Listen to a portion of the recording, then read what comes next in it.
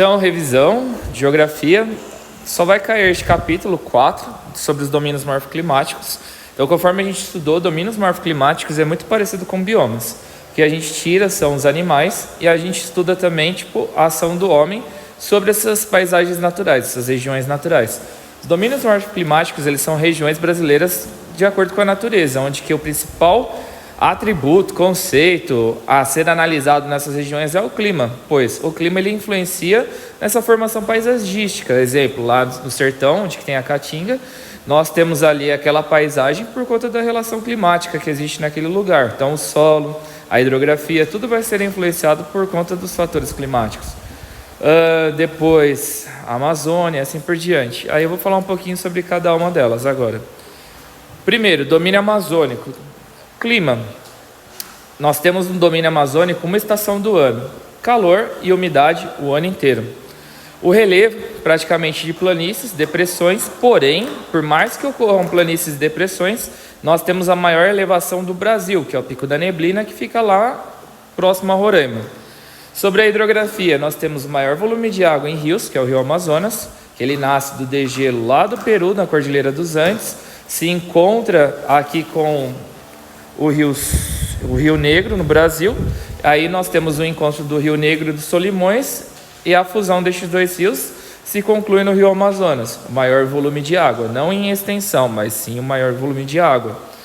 Nós temos os rios voadores, que é a água em estado de evaporação, por conta deste clima quente. Nós temos este grande volume de água constantemente em evaporação.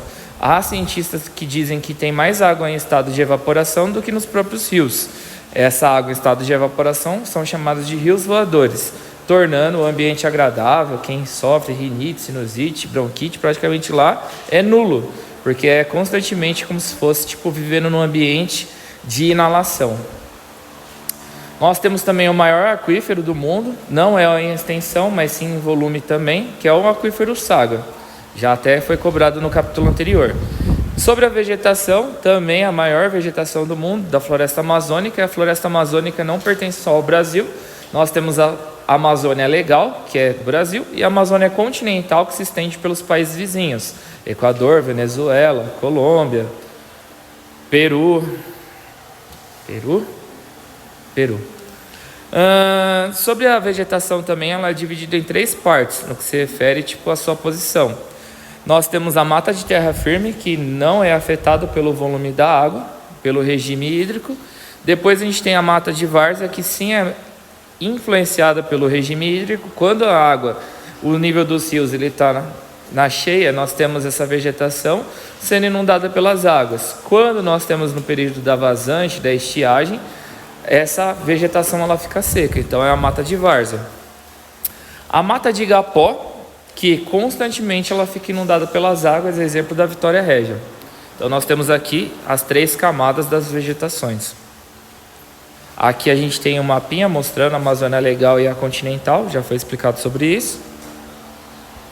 Deixa eu ver se tem mais alguma coisa sobre a Amazônia. Eu acho que é só.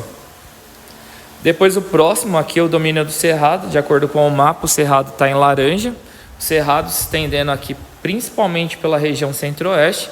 Características do Cerrado: território, que nem já foi mencionado, principalmente os estados do centro-oeste, Mato Grosso do Sul e Goiás.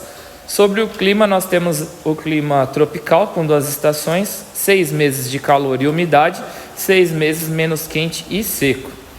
Relevo, nós temos aqui sobre o Cerrado um relevo de planaltos, com grandiosas chapadas, Chapada Diamantina, Chapada dos Guimarães, Chapada dos Veadeiros. A chapada é uma área elevada de planalto, a exemplo da imagem que está aqui no fundo.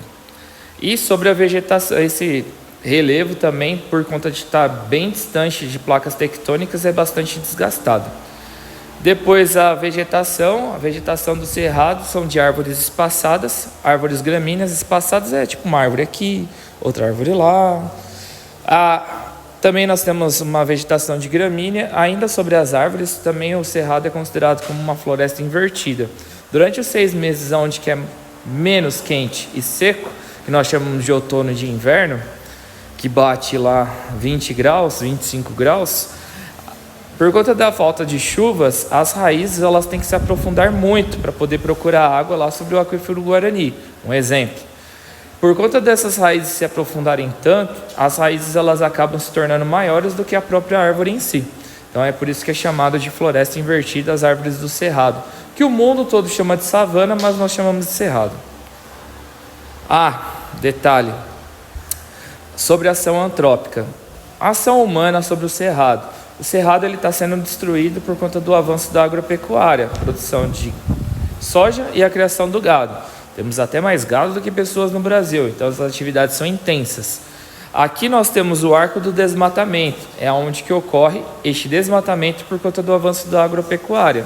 Geralmente os homens eles colocam fogo sobre a floresta para poder depois só sair limpando e realizar essas práticas agropecuárias.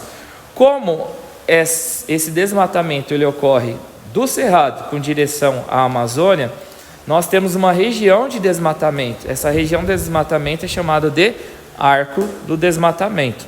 E este desmatamento ele está avançando nos últimos anos para a região da Matopiba.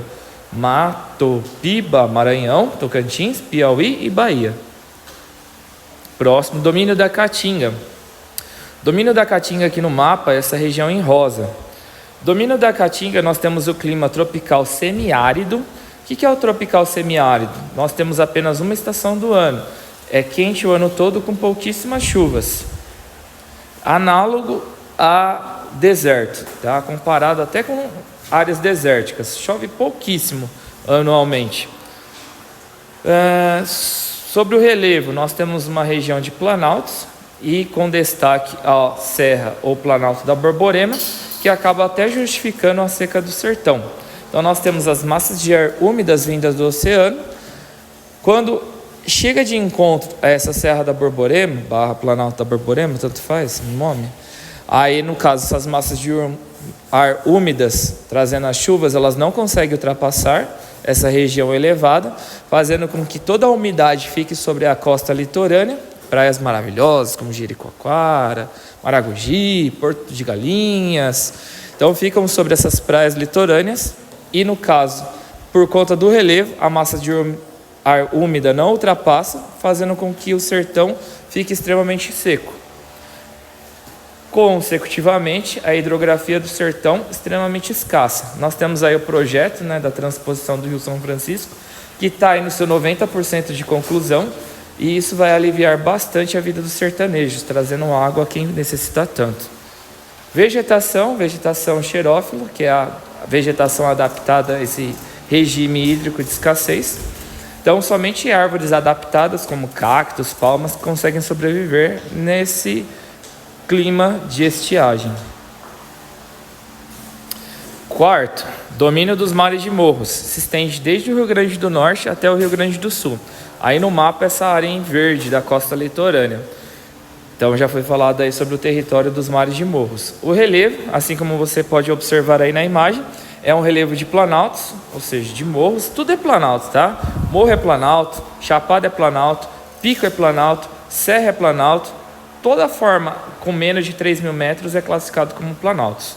Então, sobre os planaltos dos mares de morros, nós temos esses morros abauladinhos, também chamados de morros de meia laranjas, por conta do seu formato. Então aí a vegetação está até preservadinha, bonitinha, mas quando nós vamos aqui para a cidade de São Paulo, nós encontramos essa mesma forma de relevo, só que já foi alterada por conta das ações humanas. No caso, essa devastação está acontecendo por conta do avanço urbano, construção de casas, minha casa, sua casa, minha vida, prédio, shopping, comércio, etc., rodovia, avenida.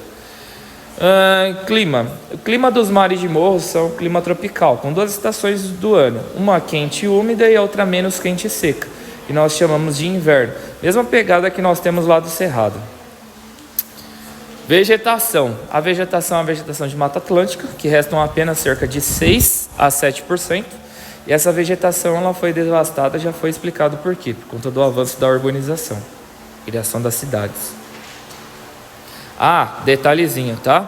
A vegetação de Mata Atlântica, não só ela, mas também a de araucária, são consideradas como hotspots. O que é um hotspot? É uma área onde que a vegetação ela foi reduzida a menos de 25%. Então, no caso da Mata Atlântica, restam de 6 a 7%, e é por isso que é considerado um hotspot. Aqui a gente tem a Mata Atlântica primitiva de 1500, onde que os nativos pouco alteravam, e depois do período da colonização, atualmente aí no século 21, é o resto que sobra da vegetação. Domínio das araucárias. Aqui dentro do mapa a gente encontra nesse território em vermelho. Principalmente em destaque no estado do Paraná. Você vai para Curitiba, você vê um monte de araucária. Clima deste domínio da araucária. Nós temos o clima subtropical com as 4 estações do ano bem definidas. Detalhe, no verão vai ser menos intenso que o nosso. Então, se aqui no verão do sudeste faz cerca de 25 a 30 graus, a média, lá sobre o clima subtropical, a média faz em torno de uns 25, 20 graus do verão. Então, essa é a característica do clima subtropical. E no inverno, muito mais frio que o nosso, chegando aí em temperaturas de 10, 5, áreas até de 0 graus. A exemplo tipo da Serra Catarinense, onde chega até a nevar. Tem a cidade até mais fria do mundo. Do mundo não, do Brasil. Cidade mais fria que é Urupema, estado de Santa Catarina. Deixa eu ver aqui, relevo. O relevo, então, relevo de planaltos, então áreas elevadas. No Brasil, até algumas áreas elevadas, que é onde é um pouco mais frio, acaba tendo araucária, tá? Então, relevo de planalto. Até na imagem aqui, nós conseguimos enxergar um pouco deste relevo.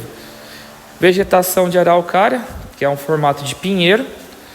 A vegetação de araucária resta apenas 2%. 98% das araucárias foram extraídas para poder ter o avanço moveleiro. Então, a criação de móveis, mesas, cadeiras, armário, guarda-roupa, 98% já foi para o espaço por conta dessa produção moveleira. Próximo e último, domínio das pradarias. Domínio das pradarias é exclusivamente do Rio Grande do Sul. Aqui dentro do mapa nós encontramos praticamente aqui na cor meio amarronzada, tal. Clima dos domínios das pradarias é o mesmo das araucárias, clima subtropical. Relevo, nós temos aqui um relevo de planície com leves ondulações. Relevo de planície com leves ondulações. Este relevo de planície com leves ondulações nós chamamos de coxilhas, tá? Se você observar aqui, ó, até na imagem mostra um pouquinho, leves ondulaçõezinhas. Como é um relevo relativamente plano, nós temos aqui também muito da produção pecuária. Então é muito fácil para poder praticar a pecuária, porque o gado ele acaba ficando solto sobre este relevo. Vegetação gramínea, tá até aqui na imagem, bem sugestivo, ó, praticamente quase que nem tem árvores direito. Então uma vegetação gramínea com arbustos. E este relevo, tá, este domínio está sendo bastante alterado por conta do avanço da pecuária. Então o gado ele fica pisoteando este relevo, este solo ele vai ficar compactado. O solo compactado dificulta a infiltração de água, então fica muito seco. E este pisoteio do gado ele acaba retirando tanta vegetação, fazendo com que a areia deste solo fique exposta. Então, esse processo de exposição da areia por conta do pisoteio do gado e a retirada da vegetação gramínea é chamado de arenização. Então, a ação antrópica, a ação humana, dentro deste relevo, causa este processo, que é semelhante aí a um avanço de desertificação. Próximo e último aqui das áreas de transição. Então, lembrando, a área de transição não é um domínio, ela não possui características próprias. Assim como você não tem característica própria, você é uma mescla do seu pai com a sua mãe, as áreas de transição ou faixas de transição são coisas similares, não possuem características próprias. Ela vai ser uma mescla dos domínios que estão ao seu redor. Deixa eu ver aqui, não dá para poder colocar o laser, mas enfim, localiza aí, ó, o estado do Maranhão. O estado do Maranhão ele está do ladinho aqui, ó, do rosa aqui do sertão, o verde da Amazônia e o laranja do Cerrado. Ali está o estado do Maranhão. O estado do Maranhão é praticamente todo uma área de transição e ele vai ser uma mescla desses domínios que eu acabei de citar. Então, esse é uma área de transição, uma mescla dos domínios vizinhos. Vai ter um pouquinho de um pouquinho do outro, assim por diante. Dentro dos domínios morfoclimáticos que nós temos, das áreas de transição, nós temos destaque para 4 áreas de transição. São elas o Pantanal, tá? Uma mega biodiversidade, fauna, flora. É uma área de planície, maior planície alagável do mundo, não só do Brasil, mas do mundo. Então o Pantanal se estende também para outros países como Bolívia e o Paraguai, lá eles chamam de Chaco. Então, o Pantanal praticamente é o destaque das áreas de transição. Uma mescla do Cerrado com a Amazônia. Depois a gente tem a Mata dos Cocais, que é exatamente no estado lá do Maranhão, onde que eu tinha citado. A Mata dos Cocais é extremamente importante para as quebradeiras de coco de Babaçu, que elas fazem cosméticos, creme, condicionador, shampoo, artesanato também. Então a vegetação bastante extrativista aí com relação a essas atividades. A Restinga, que é essa vegetação praieira, que está sendo destruída por conta também da construção de casas, prédios, apartamentos próximos às costas litorâneas. E depois aqui os mangues. Então os mangues também bastante explorados por conta dos crustáceos, aí, siri, caranguejo, também fica na costa litorânea. E acabamos. Só fazer o resumo, lindo, maravilhoso, que eu irei olhar este resumo na sexta-feira, no seu caderno.